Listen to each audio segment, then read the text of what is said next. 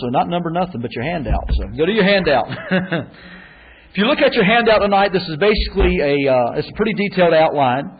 And I don't know if we're going to get over all of this. And we're going to go into a lot more of this. Each point, you'll find that basically it's self-explanatory. And I pretty much outlined from chapter 1 basically to chapter 2 and a little bit past. And then, quick question for you. How old was Moses when he died? 120 years old. How long was Moses, first time he was in Egypt, how long was he there? 40 years. When he went in the wilderness, how long was he there? Okay. When he was leading the children of Israel, how long? Pretty self-explanatory. The life of Moses is well documented. It is broken up in 3 40-year increments, and it's pretty much amazing. And we know that basically the last 40 years of his life, we know a lot about it. The first 80 years, we have snapshots here and there, and we have some speculations of things if you read Christian or Jewish history. So we don't know everything, but we have a pretty good outline in the book of Exodus of all that happened. So what does Exodus mean? A departure at Exodus means a departure of a people. So basically that's what the book of Exodus means. It's self-explanatory. And I said last week the reason we're going to teach on this, I said recently Hollywood had put out a movie. And if I'm not mistaken, the name of the movie is Exodus, Gods and Kings, if I'm not mistaken. And I was reading an article not too long ago, and I said anytime Hollywood puts out a movie about the Bible, I feel like I need to teach on it to correct a lot of things. Because there's so much error. And I know that recently they made a Noah movie, and then they made a Moses movie. And I hope they stop there, because they're just doing more harm than they are good, because it's just a lot of mixed up stuff. I was reading an article, an interview about the main actor in this Moses movie. His name is Christian Bale, and he is an atheist. He does not believe in God. He said this is a very interesting story, though. Pretty much he does not. He's an atheist, and also the director of the movie, he said it's hard to believe that people actually believe in some of this stuff. And pretty much looking at it as a fairy tale, as fiction, but we take this as a reality. We do. The book of Exodus is something we refer to all throughout Scripture. I mean, who hadn't heard about the Red Sea? And who hadn't, somewhere in life, hadn't referred to that as a great example of deliverance? So we do know that the book of Exodus, it is basically it's a story about Israel and their departure away from Egypt. And basically, the Exodus is a great book of deliverance, of salvation, of redemption. And it clearly pictures and proclaims that God does this, that God delivers us, He saves us, He redeems us.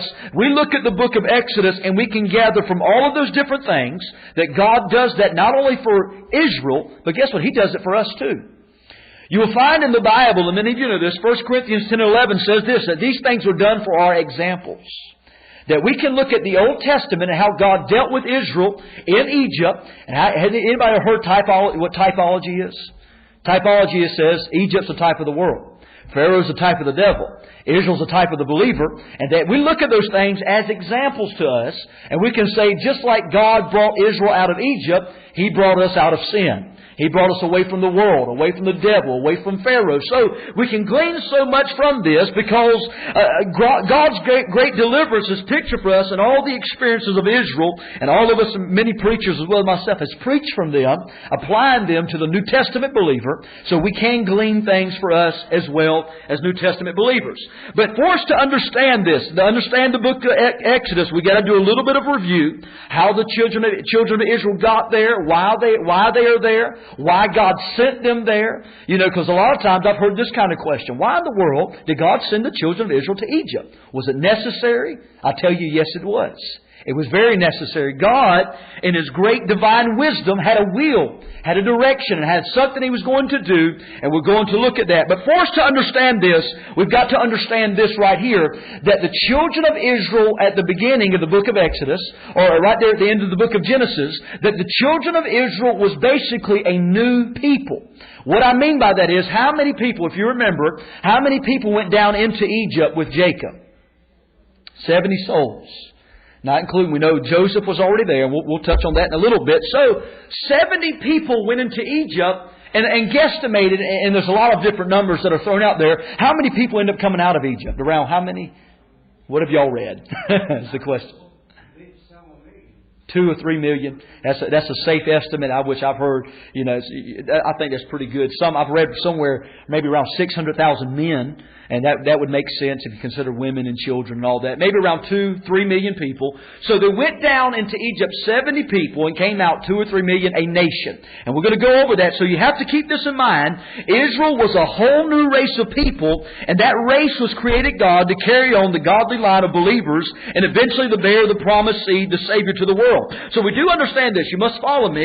What happened from the very beginning of human history, man had sinned and brought death upon the human race, but to counteract that, God said there was going to be a seed that was going to come from a woman that was going to redeem the world. But we do know this, that God started, and we start in the Bible with Adam and Eve and his son Seth. We know that Seth was chosen there. And then we know all of a sudden the next snapshot we see, we had the great flood.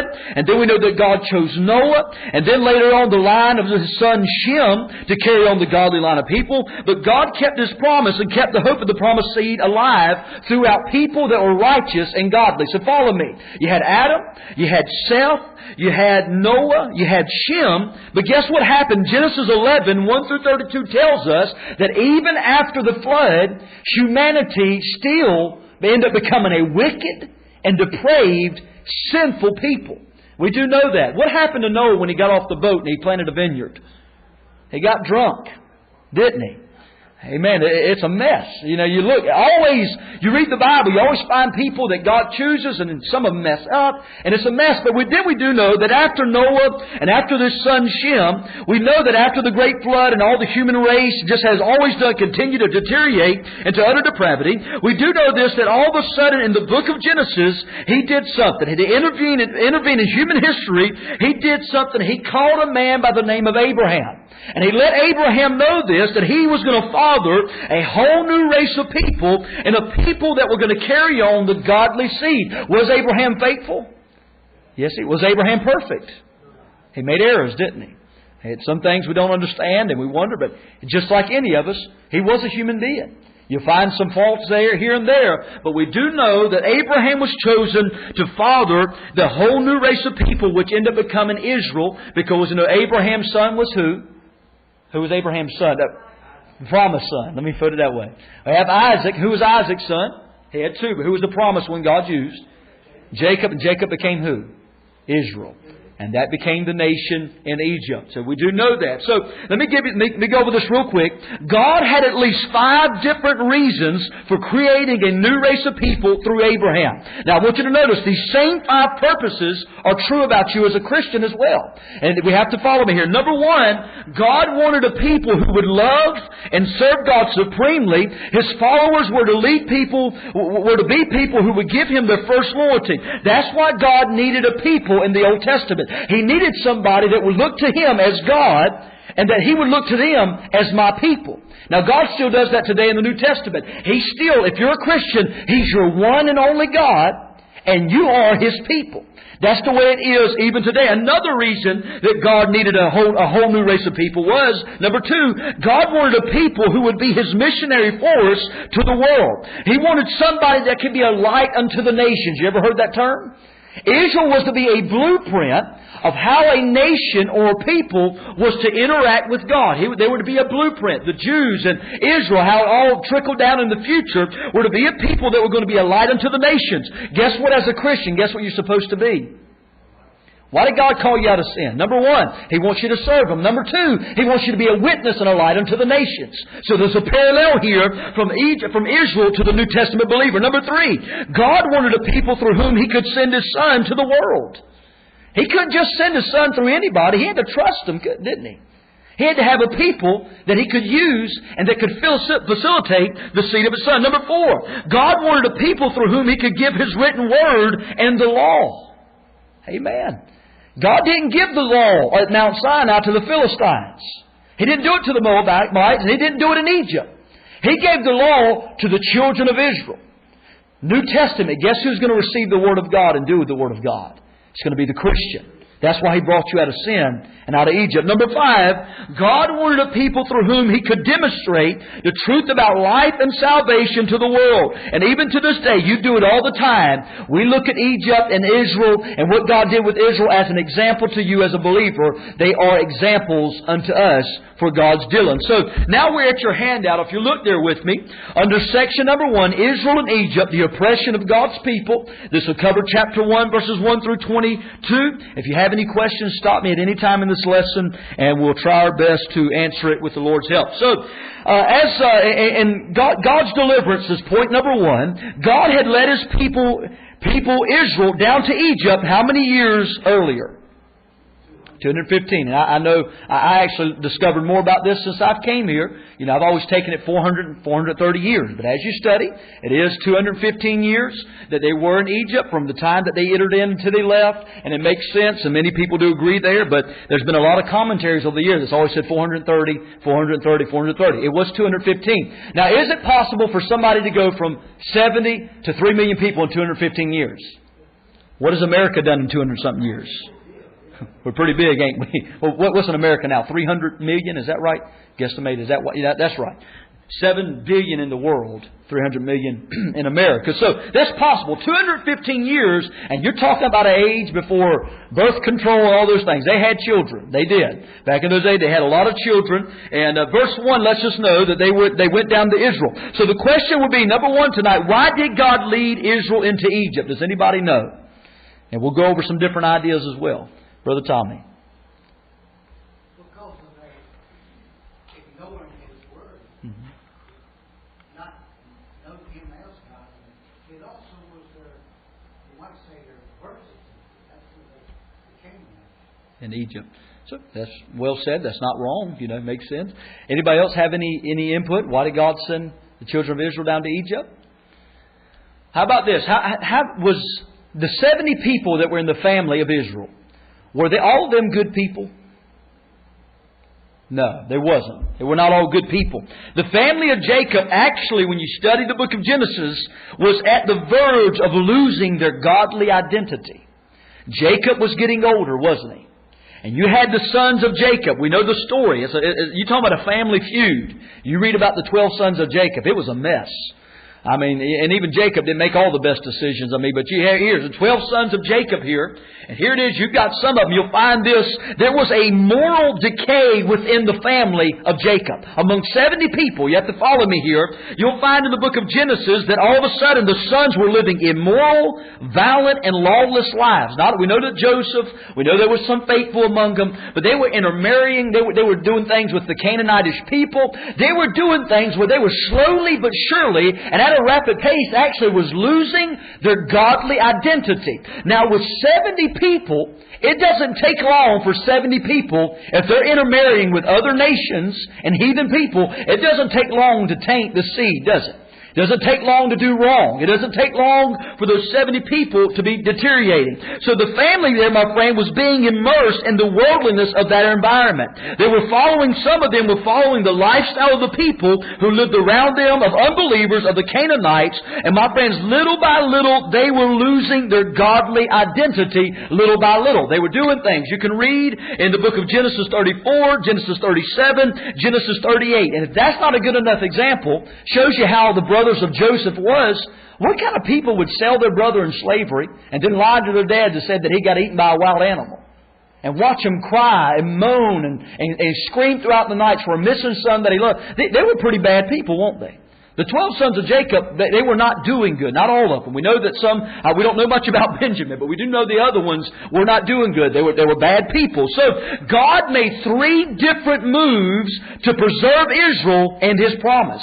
Number 1, does anybody know what the first move God did to preserve Israel and His promise? See, the story of Joseph. He sent Joseph. Before, he went as a forerunner before the children of Israel. He went up to Egypt, and what happened to Joseph? Number 1, when they sold Joseph into slavery, where did he end up in the first place? Potiphar's house. We know that he had enough integrity that he was almost seduced by Potiphar's wife. He said, "No, I'd rather go to jail." Where did he go next? He went to prison. And then next thing you know, we know the beautiful story. He interpreted the dreams of Pharaoh, and here it is. He is second in command of Egypt. Now that's amazing. That's a rags to riches story that none of us knows. That's wonderful. When you read that story in the Bible, we have to comprehend. We had a boy that was sold into slavery, was a slave, went to prison, and next thing you know, he's the second in charge of all of Egypt. And we know this, that he preserved. And there he had a strategy and a structure where he preserved the children of Israel. Number two, God used a famine to drive Israel into Egypt away from the Canaanites' influence. Think about this. When that famine came, they ended up going into Egypt away from the Canaanites and away from the Canaanites' influence, so they would not no longer be tainted. But follow me here. Number three, the third thing that often gets ignored. Have you ever read anything about what the Egyptians thought about the Israelites? They couldn't stand shepherds. They couldn't stand shepherds. What were the Israelites? They were shepherds. So when God sent them into Egypt, the possibility for them intermarrying within that culture in a mass system was very, very unlikely. Because, as a matter of fact, you read in the book of Genesis 46 and 34, when the children of Israel go down into Egypt and they're going to go stand before Pharaoh, this is what Joseph told them to do. He said, tell them you look after cattle. Don't tell them that you're shepherds. Because shepherds were looked down on. So follow me here. God's three moves. He wants to preserve the seed. He don't want them intermarrying within the Canaanitish culture. So number one, He sends Joseph before them. Number two, He sends a famine that drives them into Egypt. And number three, my friend, He places the family of Israel beside the Egyptians, a people who considered them, as Genesis 46 and 34, an abomination. That's not a light word, is it? Abominations means they can't stand it. It's nasty. So it's just very unlikely. They taught against men being shepherds. So God knew. He did all this very strategically. He sent these 70 descendants all together, now not counting Joseph. And all my friends, here it is, they're in Egypt. But guess what eventually happens? They become a people. They inherit a piece of land called, what's the piece of land they inherit? Was a very fruitful land, Goshen. Very fruitful, wonderful piece of land. They are tending to the cattle of Pharaoh there. So here it is. But all of a sudden, as they're growing and becoming a people, verse 6 and 7 says something very tragic happens. Guess what it is? Who dies? Who dies? Joseph. Pharaoh died. Yeah, that's right. Joseph and Pharaoh died. And all the brethren. It says that as well. All those died as well. So all of a sudden we have a mess here. They're down there in Egypt. But God kept fulfilling His promises because His people down through the generations. Because this is what happened. God caused Israel's population to grow, didn't He? All of a sudden, here it is, the present passage. All of a sudden they begin to multiply. And it's a dramatic picture of God fulfilling His promise that He was going to multiply and make 70 people a nation. Now, what did God tell Abraham He was going to do? He said, I'm going to make of you a great nation. What did God tell Isaac? He said this. He said, and I will make thy seed to multiply as the stars of heaven. What did God tell Jacob? Same thing. Fear not. Go down into Egypt, for I will make thee a great nation. So we do know this, that in Exodus 1 and 7, the Bible says, and the children of Israel was fruitful and increased abundantly and multiplied and waxed exceedingly great, and the land was filled with them. They began to multiply and grow. Just like God promised Abraham. How many knows it doesn't matter where you are, God's promises still stand? If you're in Canaan or if you're in Egypt, God can still fulfill His promises no matter where you are. He told Abraham it was going to happen, and here it is. Through a famine, through transitions, it still happened. So we do know this happened, that all of a sudden, the children of Israel are growing. We know that the Pharaoh died. We know that Joseph died. We know that Joseph's brethren died. So all of a sudden, guess what the Bible lets us know? That all of a sudden there was a what? A new Pharaoh that did what? Knew not Joseph. So we come to the enslavement in section B there, the enslavement of Israel by Egypt. It tells how Israel lost its position and privilege and comfort in Egypt and became a subject to a terrible, ruthless oppression. Was it necessary for them to become slaves? Yes, it was. It made them cry out, didn't it? They were comfortable in Goshen. They were. Do you know sometimes God has to disrupt comfort to get people to do the will of God? Who knows? If David never had a spear thrown in his head, he might have stayed in Saul's house eating grapes all the time. We don't know. Sometimes God will drive you out of the palace into the wilderness and make you focus on Him and do His will. Isn't it amazing how God works with people all the time? He took Joseph from being a shepherd and made him a king pretty much. And He took Moses from being a rich, possibly the next ruler, I don't know how true that is, but took Moses from being a very great ruler to making him a shepherd. Joseph a shepherd to a ruler, and Moses a ruler to a shepherd. God has all different ways of working in our lives. It's amazing. So here it is, the children of Israel, it tells us that Egypt began to persecute and enslave Israel. And it tells us how Israel overcame that persecution. So the cause of the oppression was this. Number one, it was ignorance. If you find that underneath point A, underneath section B, 1A, it says this, that says that a new king that arose that knew not Joseph. So notice this, he did not know Joseph or about the God of history. He didn't care too much about Joseph, how many years ago it was. We don't know how, there's speculation, was it 100 years? We don't know how long exactly it was. There's speculation, and you may know more than I do about that. But he didn't know about Joseph. He didn't care about God, about the living God. My friend, notice this, that no person enslaves people if he knows God's person in a personal way. This Pharaoh that arose and was a new king that knew not Joseph, obviously he didn't know God either. How many know slavery's wrong? And if anybody knows God, you're not going to enslave people. They do it. America was wrong when they did it. They're wrong in Africa. They still do it now in Africa. And it's wrong. Yes, brother. Can you imagine what our population would be right now if 600,000 plus have been killed in that war? It would take out it'd be a big hit to the system. It would. So we have to keep this in mind, that this was God's will for this to happen. So he was ignorant. He knew not Joseph. He did not know about the children of Israel, all that happened there. And point B, notice this, he also feared the people because their number and strength. They began to look at them, and as Israel's population was exploding, growing by leaps and bounds, one day, just imagine my mind, this new Pharaoh's there. He's looking out there in Goshen and saying, man, them folks have a lot of children. That's a lot of them out there. And then he says, you know what? He said, why in the world are they living? Why are they in Goshen living like that anyhow? Who are they not? How many knows that the children of Israel look different than the people in Egypt? They were.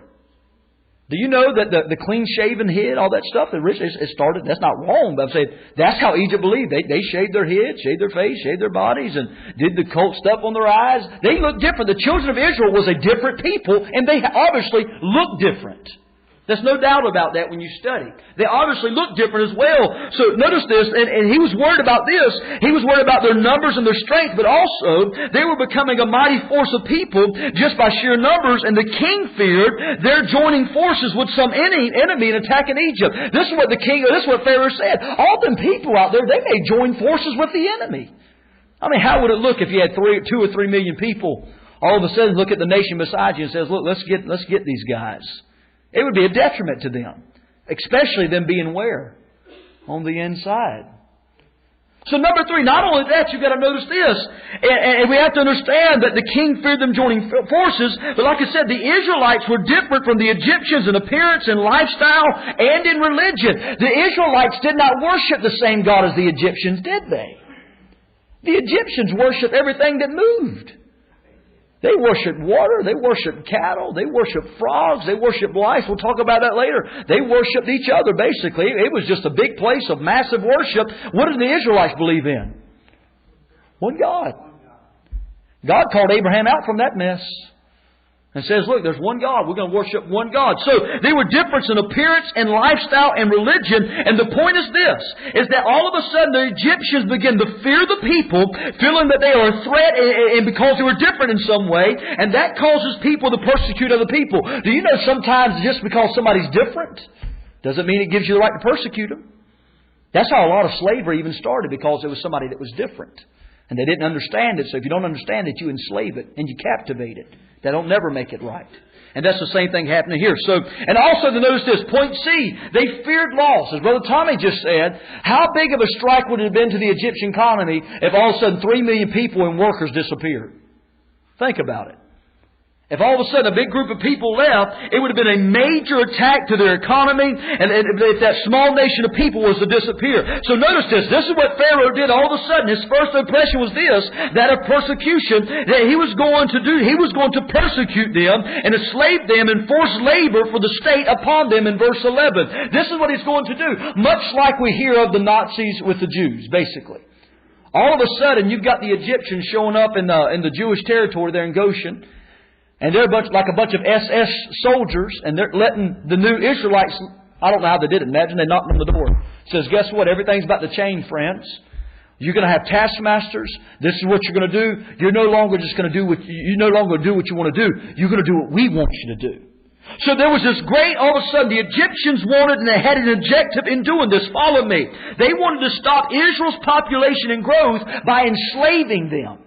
They wanted to do something. They wanted to break their spirits and keep them from bearing children, to cause a number of them to die from hard work and harsh treatment, thereby shortening their days on earth. They wanted to do something to them that was going to completely stun the growth of all of the Israelites. We're going to enslave them. We're going to oppress them. We're going to beat them. We're going to work them. To all of a sudden, they're not going to be multiplying like they have been, because we're going to persecute them. And all of a sudden the Bible lets us know they were forced to build what? Two what? Treasure cities. And I give a shot at the names there, but I forgot I know one of them's Ramses and the other one's Python or something like that. Now when the Bible says treasure cities, it's not really talking about treasures, it's talking about storage cities.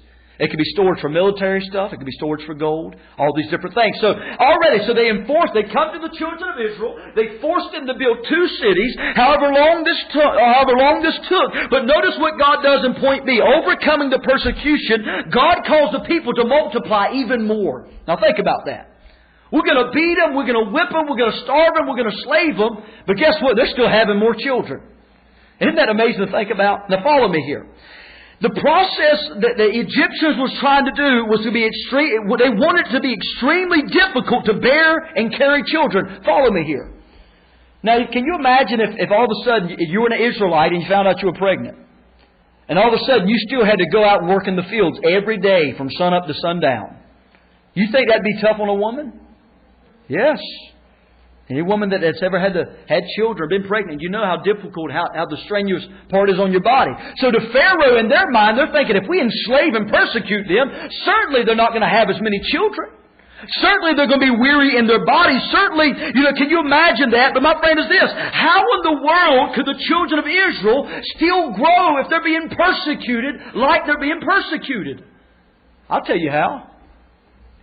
God. That's all it is to it, friends.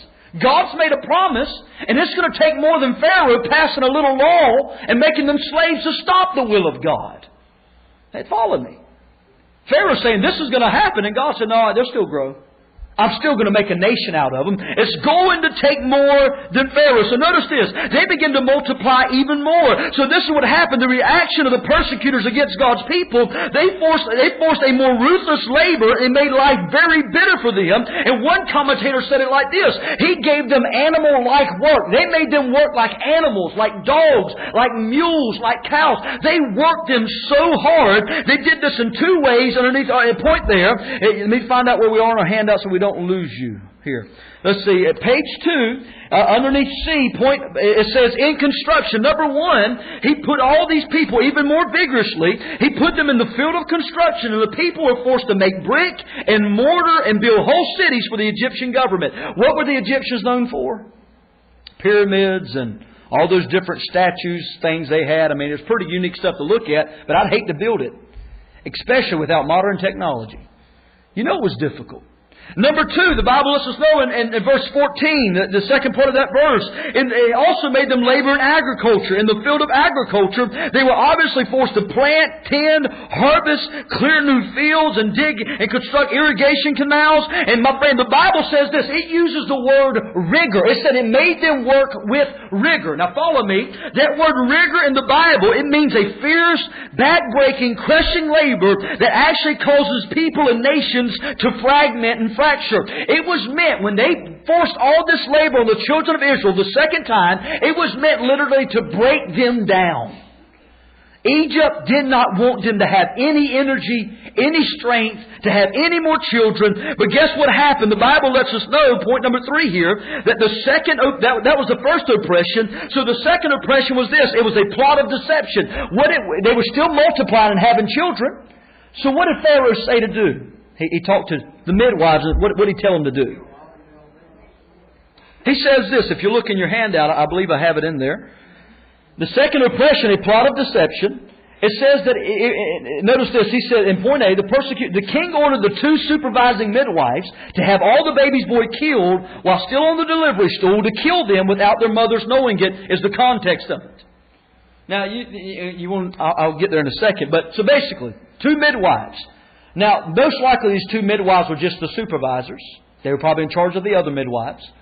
And he said, this is what Pharaoh says. He said, look, come here. This is what I want you to do, man.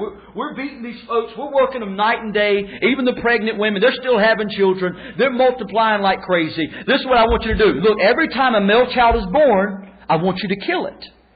I want you to murder that male. What's that sound like in America? Much like, when you study the process they're talking about, it's much like third trimester abortion. Delivering the baby and then killing it. And third trimester abortion, if I'm not mistaken, they delivered the baby up to the head. And then they murder the child then. It's much like that. When the baby was almost delivered, they would kill it.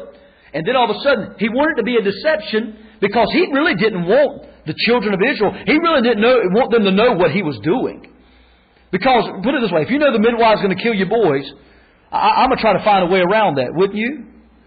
He maybe wanted them to explain it away by something natural, something going around, a disease or something like this. I mean, trying some way, I'm sure all of it couldn't be explained away, but that's the context of it, that he wanted to do it by deception. But notice this, overcoming the persecution in point B. The midwives feared God more than they feared the king.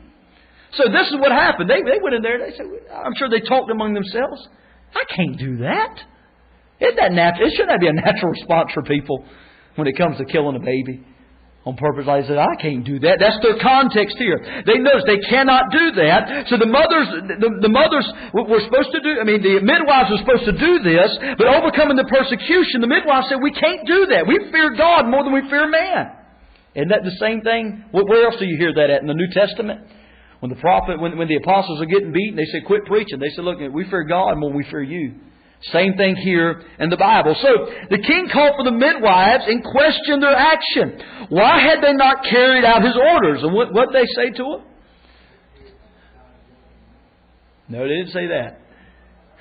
They said this, to avoid a direct answer giving a true fact about women who are physically fit, the Hebrew women are vigorous. And they delivered the child, but we can even get in there. Is that true? Very possible. It could be. We don't know. But some people said that they lie. You have to take it and read it yourself for your context how you like.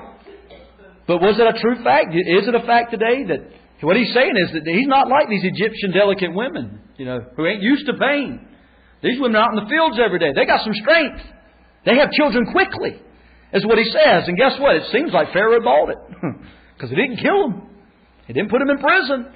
We read on down and we find out that God blessed the midwives and continued to bless Israel. Not only did Israel continue to multiply, but they began to multiply. Isn't that amazing? This is how God preserved His people. So the third oppression was this, and you've got to follow me here, verse 22, and also point 4 in your handout there. The third oppression was a murderous law. He went from just talking to 2 supervising midwives to he actually made a national law in Egypt. What was the law? Take all the male children, do what with them? Throw them into the Nile River. What's in the Nile River? It's a big old reptile. Alligators, crocodiles. So this is the third oppression. He made it a law in all the land to have all the boys drowned. Guess who the executioners were going to be? Wasn't soldiers. The Egyptian people was the context of this. When it's a national law, what do you say? I'm sure there were some soldiers involved, but he's letting all the Egyptian people know. Say, look, I'm giving you the authority. I'm letting you know this is a new law. Take the male children of Israel and I want you to throw them in the river and I want you to kill them all. He made it a national law when you study it. So pretty much he gave the Egyptian people the empowerment that they could walk down there in Goshen. And if they found a male child somewhere, a little male boy, that he could walk down to the Nile River and toss him in the water. That's what the context of this is. So, how was this murderous law overcome? By a courageous mother who believed in God. And we'll move on down. And what's Moses' mother's name? Jochebed, isn't it? I guess that's how you say it, Jochebed. And that's who his mother was. So we go on down, and our second section there, and this is what we're going to look at. Let's see. The birth of Moses, the picture of a believing, courageous mother. And point 1 there. She was a Hebrew of Levi's tribe, a slave of the lowest rank, and a position imaginable. So understand this. Moses' parent wasn't wealthy people. They were poor slave people. Isn't it amazing that God you don't have to have money for God to use you? You don't have to live in a mansion or a palace. God can use absolutely anybody. The parents of Moses were therefore slaves when they married. That meant both the mother and the father were slaves. They worked as slave laborers. They were abused. They were yelled at. They were beaten most likely. They were poor. They were poverty-stricken. They didn't have a lot of money. But all of a sudden, we know the story about Jochebed. And I want you to follow me here. Do you think that Jochebed knew that Moses was a special child? Or do you think she was just hiding a male child? I'll give you the two opinions on it. Number 1, some people say she's just doing her motherly duty and hiding a male child. That's true as well. But also Jewish history testifies of something else. Jewish history, you can take it or leave it because it's not in the Bible. Jewish history does say that Jochebed and them knew something special about Moses that God had visited with them. So you can take it or leave it. It's not in the Bible, but Jewish history, and the Jews believe that. And you're an American, you can believe what you want. You're a Gentile. Either or. But they believe that Jochebed knew something special about Moses. Knew that he was going to be special. That she still would have treated him the same, I'm sure. But this is something special. He was going to be the deliverer. One of the greatest men who ever was born to a slave. So think about that. Number 2, in your third page there, she was courageous and a righteous woman. Not your third page, but it's still your second page. She was a courageous and a righteous woman. She bore a son. So who was Moses' brother and sister? Who was Moses' sister? Miriam. Okay. Who was Moses' brother? Aaron. So Moses' sister, estimating, most likely Miriam, Moses' only sister, was a young lady, and some believe she was somewhere around 13 to 16 years old. It's just a guesstimation. And if you have more accurate information, I will take it. Talking about his brother Aaron, we do know that Moses' only brother, how much older was he than Moses? 3 years older than Moses. So you have Miriam, who was 13 to 16 years old. You have Aaron, who was 3 years older than Moses. And then you have this young boy by the name of Moses that comes into this world. So I want you to follow me here for a few moments. Notice the timing of God. The law to kill all of the male children did not come when Aaron was being born, but came when Moses was about to be born. The deliverer. Do you think the devil knows when God's trying to do something at times? Very possible, isn't it? Now, I'm going to give you some more Jewish history. Believe what you want. Jewish history testifies that Israel was beginning to look for their deliverer. That's what Jewish history says. And Jewish history also says is that the Egyptian sorcerers began to tell that something was wrong. That's what Jewish history says. Take it or leave it. But do you think it's coincidence that all of a sudden, 3 years after Aaron's born, Pharaoh's like, let's kill all the boys? It's timing. Seems like there's something going on there. That's what it seems like. Now, you can take that or leave it. So can you imagine what it was like for all of a sudden Jochebed one day to find out she's having a child? She's pregnant. All of a sudden, what do you think she's thinking in her mind? If this is a boy, this is going to be a lot of trouble. Now, if this is a girl, she's all right. They let the girls live. But if this is a boy, I bet most likely Jochebed there. She has fear. She has anxiety. What if this is a boy? Can you imagine for 9 months carrying that baby? Don't you think it's obvious she's pregnant? You can't hide a pregnancy but so long. You can't. Just like Mary in the New Testament. I'm sure she didn't announce it to the community at first. But about I'm sure a few months up the road, you could tell there's a baby. Same thing here. Can you imagine as she's walking to the field? Don't you think that the Egyptian people, that law is passed? Don't you think people are looking at her and say, I wonder if she's having a boy or girl? And all of a sudden, 9 months later, she brings this baby into the world. And what does she do? What does she do with Moses for 3 months? She hides him. She probably did that too, Brother Tommy. Yeah. But for 3 months, yes.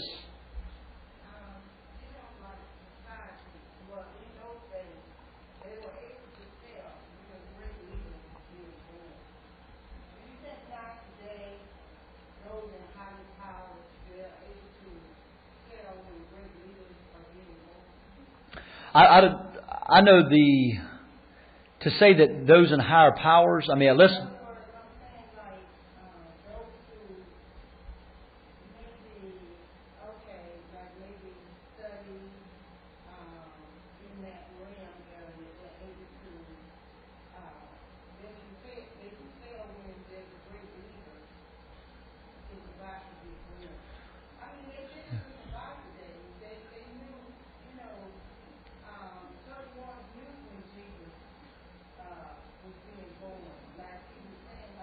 was looking like Simeon in the temple, etc.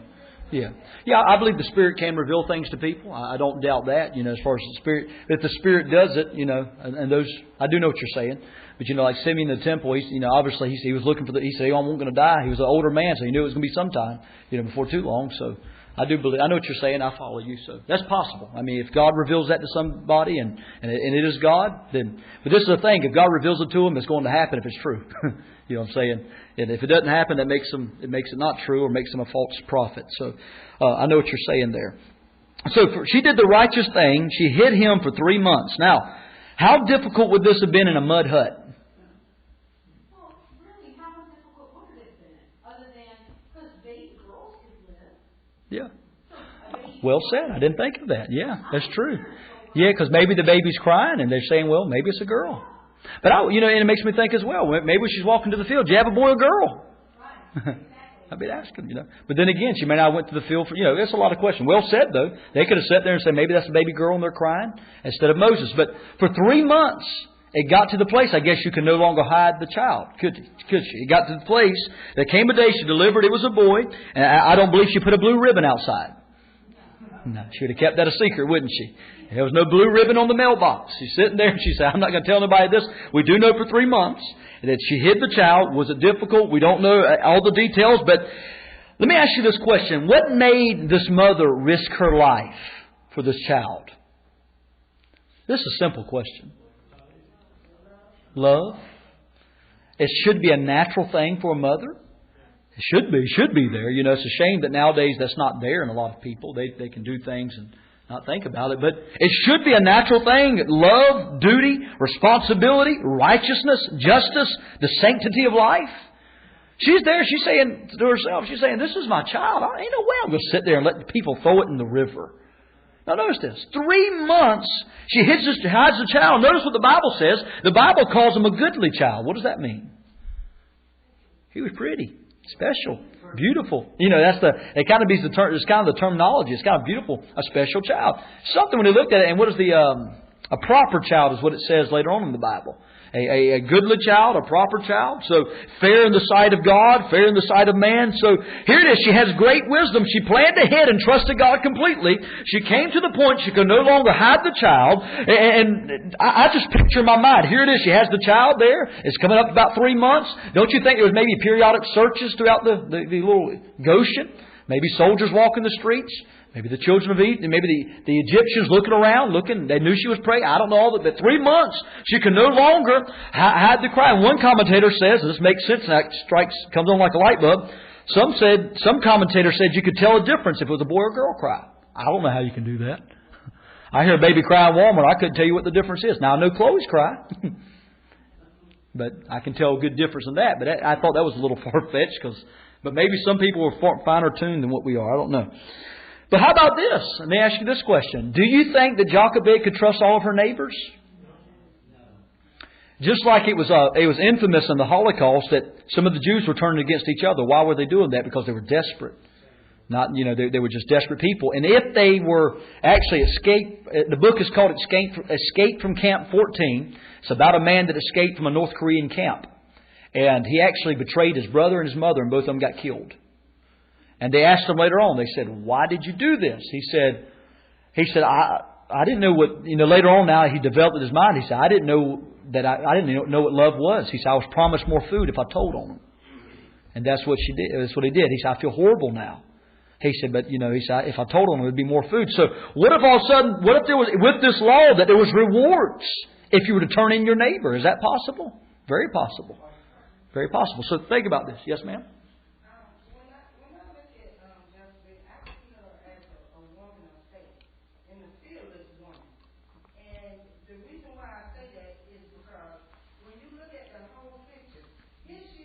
not Kim. This is my baby. And you know what? Regardless, I'm going to protect him as much as I can. Mm-hmm. And then the fact that she prepared something and put him in it, that not even water could just seep through it, Mm-hmm. you know. And then had her daughter to go out there and watch to see what would become of this child. You know, she had to have something. Yes, she had great faith. Yes, she did. Had great faith. I agree with you. And that's actually in the handout here in a moment. It addresses the fact that she did all this. So well said. So what did she do? She made a watertight ark-like basket. And in verse 3 of chapter 2, she put Moses in the basket, hid him among the reeds of the Nile River, trusting God to save him. And let me ask you this question. Did she do this? Did she go near Pharaoh's daughters on purpose? Is it possible she knew where they washed at? I think they had to see it. The Yeah. same place she went every day to watch. Yeah. A familiar. Let me put it this way. Jochebed would have known the only way that her little boy could live is if an Egyptian official would protect him. She knew that. So when she turned this baby loose in the Nile River, wherever it was, some people believe it was close to Pharaoh's daughter on purpose, where they would go wash. Notice this. She puts Moses in that basket. She knew the baby was going to be saved if only an Egyptian official could help. She had Moses watched over by the older sister Miriam, who was maybe 13 or 16 years old. She does everything she knows and leaves the rest of it up to who? God. Now follow me here. You've got to follow me. There's some things in this life, friends, that you can only do what you can do. And the rest of it you've got to put in God's hands. That's where she was. Jochebed, she said, look, you know what? I'm going to make a place for him. I'm going to make this basket.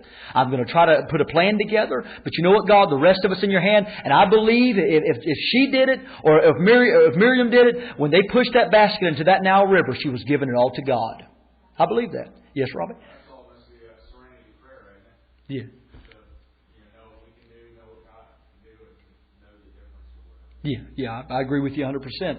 And, you know, like baby dedications, that's basically what we're doing as well. You know, I'm going to do everything I can, but a lot of it's in God's hands.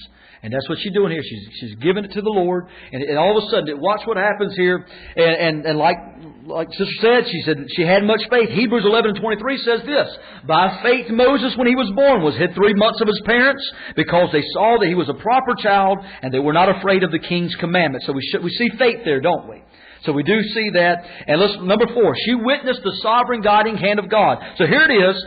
Pharaoh's daughter discovered the ark-like basket in verse 5.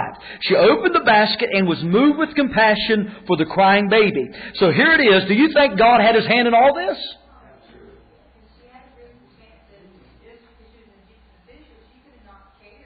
Yeah. Yeah, she could have been. There's obviously a certain calloused approach to the Israelitish people. But when she lifted the top off that basket and heard that baby cry, it seemed like heaven strung the chords on her heart. And in the Bible, he's a goodly child, a proper child. And here it is. It's almost like love at first sight, if you don't mind me saying it that way. She has been moved upon.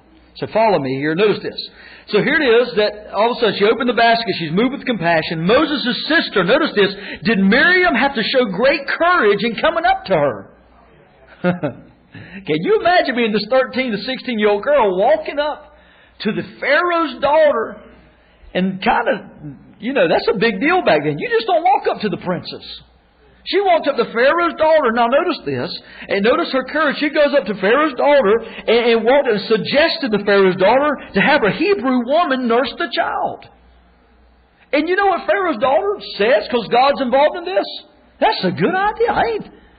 One commentator asked the question is this. Let me ask you this. Was it possible that if Miriam never asked that maybe Pharaoh's daughter wouldn't have been so compassionate maybe? It's possible. We don't know. God used all this in His like a divine display of His power. He's putting it together piece by piece. Pharaoh's daughter agrees under God's sovereign guiding hand. And this is the beautiful thing. I like to say it this way. The baby, the very deliverer. Now, any of the other male children was not the deliverer. Moses was. Moses was the deliverer. He was God's chosen for the certain time. He was born for that time. Isn't it amazing to think about this? And all of a sudden the law goes out to kill all the male children. It looks like there is no hope. But all of a sudden, here it is. The very kid that the devil does not want to be born is in Pharaoh's palace. and was going to be nursed by his mother. And like one preacher said, he made Egypt pay for his Christian education. I want to know whose suggestion was it they pay her for nursing. It sounds like it was Pharaoh's daughter. And going to pay for it. Isn't that amazing to think about? Now, I don't... weaning the child of that day was up to about 2 years old. Now, let me follow me here for a few moments that how her faith was rewarded, but just how all this tied together is a very amazing thing. But notice this real quick, that some people believe that Moses' mother watched that child until he was 2 years old, and some people believe that Moses' mother most likely had interactions with Moses maybe through the rest of his life. Don't you think there was a certain bond that was connected there? Don't you think that Moses' mother and the Egyptian princess there kept in touch some? Most likely. A relationship built. Now, don't you think that Moses' mother probably was telling Moses when she could, look, honey, I know they're going to bring you in that palace. I know they're going to shave your head. I know they're going to try to make you like an Egyptian, make you look like one, make you think like one, make you worship the Egyptian's God. But guess what? You're in Hebrew. You're not an Egyptian. You're Hebrew. Had to be longer than 2 years. Many commentators agree with that it was longer than 2 years. So God rewarded her faith, Moses' mother faith. She was employed to nurse the child. Egypt paid for a Christian education. She was paid to nurse the child. She was with them for a long period of time. She saw God work all things out to her good. Her son Moses was not only saved, but adopted by the daughter of Pharaoh himself under God's sovereign hand. Isn't that not an amazing thing? This is how God works. This is what I want you to follow me here real quick. Follow me. Who named Moses Moses? Pharaoh's daughter. What does Moses mean? Drawn from the water. Brought from the water is what it means. So pretty neat, isn't it? Because guess what? He was brought from the water. I don't know if that was real prophetic or not, but it's happened. Kind of common sense. We got him from the water. We'll name him Moses. So it is 8:24. It's time to close. And we'll get into the rest of it later.